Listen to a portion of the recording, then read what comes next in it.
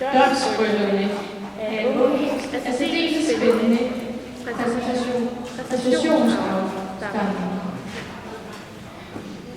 Dons er første årgang efter helt Lavshalsens. Lavs har i en alder af 6 år præsteret i en mængde flotte resultater. Han blev senest kvalificeret til finalen ved Dansk Sport på Lavs. En han øvrigt har børn i dette. Ved EM i Tyskland blev det samlet 8. plads med placeringer i og PRC-klasserne.